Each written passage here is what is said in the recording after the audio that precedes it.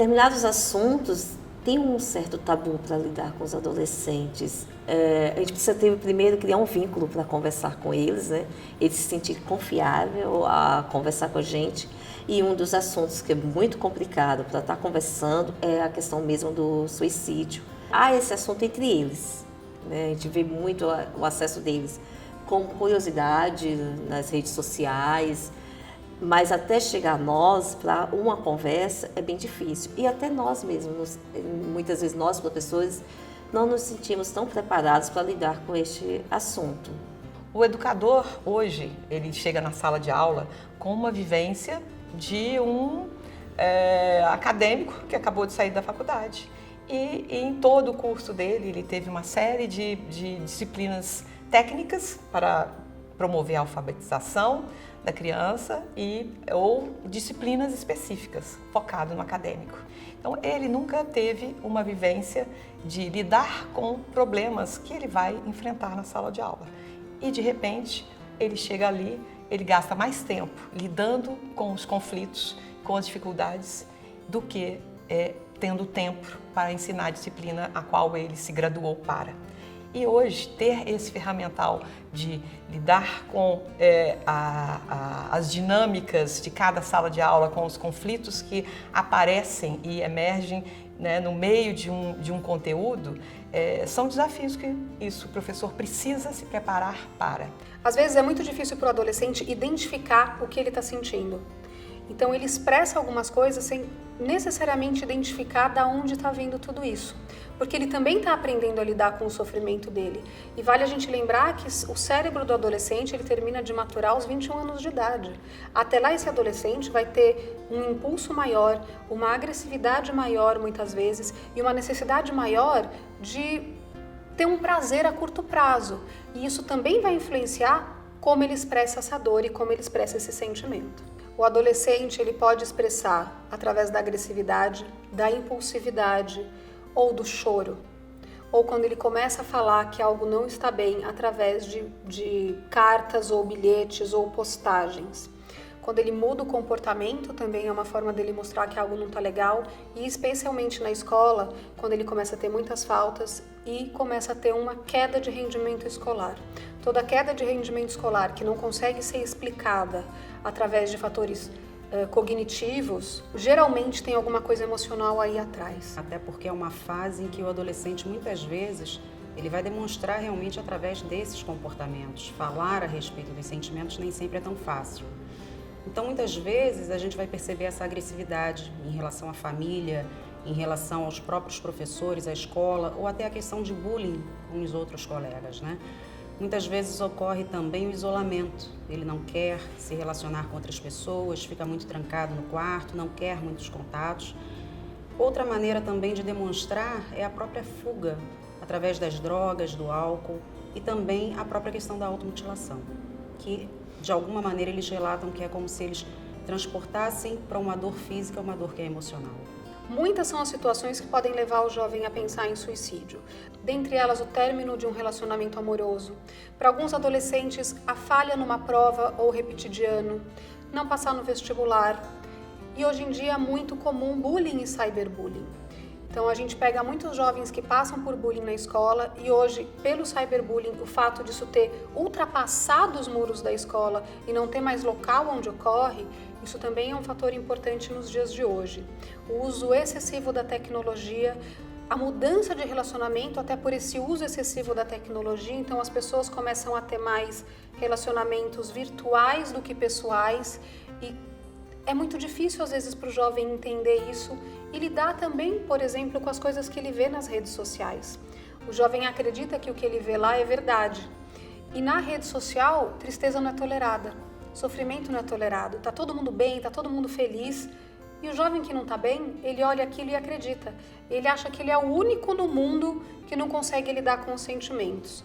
E aí isso, junto com vários outros fatores, podem ser desencadeantes de comportamento suicida. A escola é um ambiente-chave para o desenvolvimento e a promoção da saúde emocional. E ela é capaz de poder promover para prevenir todos os comportamentos né, de drogadição autodestrutivos. O que é chave é criar canais de comunicação. Se essa comunicação é uma escuta ativa da professora, um acolhimento da coordenação pedagógica, é uma atenção que a diretoria dá aos cuidados dos sentimentos dos professores que também estão estressados. Então, os canais de abertura, de fala, de escuta ativa são fundamentais. E o mais importante hoje dentro de uma escola é o não julgamento, o não reprovar e condenar o aluno por suas atitudes e pelo que ele é. Isso está virando uma regra e aí vem todos os comportamentos que promovem o bullying e, consequentemente, o suicídio. O que acontece hoje é que os canais apenas de comunicação, eles não são mais suficientes para que a criança e o adolescente transite dentro e fora das redes sociais de forma saudável. Então, desde o início dos anos 2000, existem ferramentas e metodologias que são baseadas em pesquisas e que evidenciam que se a criança e o adolescente aprender a lidar com as suas dificuldades, e isso se fala no desenvolvimento das habilidades não cognitivas, elas serão adultos plenos, livres da drogadição, do suicídio e da autodestruição. Então, há pouco tempo, em determinada aula, uma aluna começou a chorar. Paramos a aula, vamos conversar, você quer conversar agora ou não? E aí ela disse, não, final da aula. Após a aula, nós paramos para conversar. E ela levantou a manga da blusa e me mostrou os cortes que tinham no braço. É impactante, porque é um ser humano que está ali na tua frente, se desarmando, né? Mostrando uma fragilidade incrível dela. No momento eu me senti muito frágil, né? Tentando proteger um outro ser humano, uma aluna minha.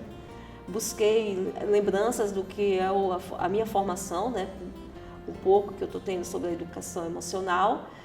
E fui conversando com ela sobre a causa daquilo. Eu não julguei. Acho que a primeira ação minha foi não julgar. Né? Ai, é errado. Ai, você não faz isso. Não. Fui conversando, deixando estreitar o laço mesmo ali, aquele vínculo da confiança. E ela foi colocando para mim por que ela estava fazendo aquilo. E fui perguntando para ela se ela se sentia bem fazendo aquilo. Né? E ela foi afirmando que sim. E, de fato, né, diante da situação dela, eu não sou especialista, né, nisso, mas diante da situação dela, é a maneira que a estratégia que ela conseguiu encontrar para dizer que estava se sentindo bem. E aí, após todo esse relato, perguntei para ela se eu poderia conversar com a escola, né, com a gestão da escola, e se eu poderia chamar a família para conversar. Ela disse que sim. E aí encaminhamos para a coordenação da escola, chamamos a família, ainda eu percebo que ela ainda está retraída, ainda usa blusas compridas, mas ela ao mesmo tempo ela vem buscando em mim, está sempre próxima, perguntar se pode vir um outro período, ficar em alguns projetos que eu trabalho, fica à vontade. Ela ainda não veio, mas eu percebo que ela está com um brilho no olhar que ela não tinha. As crianças e adolescentes emitem sinais, mesmo quando não querem, né? Sinais de sofrimento. Ler os sinais e considerá-los algo sério e não simplesmente brincadeira. Então, ter uma série de ferramentas que vão desde o clima emocional que a escola como um todo possa ter, até elementos-chave de pessoas estratégicas e a rede de proteção. Porque às vezes, ou seja, uma fala direta ou acusativa com um jovem pode ser fatal.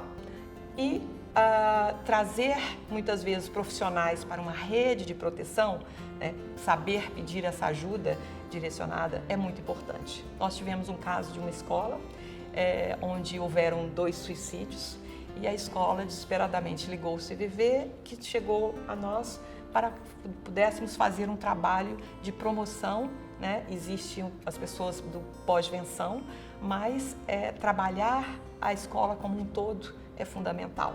Você não mobiliza toda uma escola com um cartaz suicídio? Por quê? Porque quando você começa a valorizar muito a questão do suicídio, você pode atrair o olhar e o pensamento para o suicídio. É que sempre que você dá muita importância para uma coisa, pode passar o seguinte pela cabeça de um jovem. Bem, se os adultos estão dando tanta importância para isso, é por aí que eu devo ir para deixá-los acuados, para falar da minha dor, para dizer que eu estou sofrendo muito e que algo terrível pode acontecer. Por isso que não se coloca o foco sobre o tema do suicídio, e sim sobre a questão de como o jovem sofre e lida com o sofrimento. O diálogo pode começar de várias formas. Uma escola, ela pode falar não só de prevenção do suicídio, mas de promoção de saúde mental. Então, uma escola ela pode começar a falar de transtornos mentais, aumentar a consciência pública e diminuir o tabu, falar da psicofobia. A psicofobia é o preconceito que existe com relação às pessoas que têm transtorno mental e com relação a psiquiatras e psicólogos. Então, ela pode trazer esse tema, ela pode falar abertamente sobre suicídio, ensinando seus alunos a identificarem os sinais e, mais do que isso, aonde eles podem procurar ajuda. Ela pode capacitar profissionais e professores para identificar isso também e pode ter esse diálogo então aberto. Quanto mais aberto esse diálogo com o jovem, melhor para todos. Demonstrar interesse verdadeiro, né? Eu acho que é o momento de você esquecer outras coisas, chamar esse adolescente num canto, proporcionar a ele um espaço onde ele possa falar livremente, sem que haja qualquer tipo de censura ou de negação daquilo que ele sente, né? Não minimizar aquilo que ele sente, o que quer que seja, né? E que ele se sinta respeitado profundamente naquilo que ele traz. Então, eu acho que a primeira coisa seria criar realmente a possibilidade dele manifestar o que ele sente de verdade, sem que alguém diga que ele não pode sentir, ou que besteira, isso vai passar, né? Na sua idade, era igual, então eu não vou dar importância. Ou seja, criar realmente um espaço para que ele possa se manifestar e perceber que ele é acolhido verdadeiramente dentro disso. A escola pode usar alguns recursos para poder começar a abordar esse assunto dentro do seu ambiente. Ela pode pegar, por exemplo, a série Os 13 Porquês e debater. Ela pode discutir a baleia azul. Ela pode conversar com os alunos e eles escreverem o que eles gostariam de ouvir quando eles estão passando por dificuldades. Ela pode fazer, junto com esses alunos, um grupo de apoio para aqueles alunos que não estão bem. Ela pode ajudar a gerar empatia e compaixão entre eles, diminuir a violência escolar e tratar casos de bullying e cyberbullying. Ela também pode ter campanhas com relação ao uso do álcool e drogas, além de trazer esses pais para a escola e tentar ter uma aliança com as famílias para que juntos eles consigam dar conta de toda essa situação. Se o meu sofrimento e a minha dor é a maior de todas, buscar ajuda é o caminho.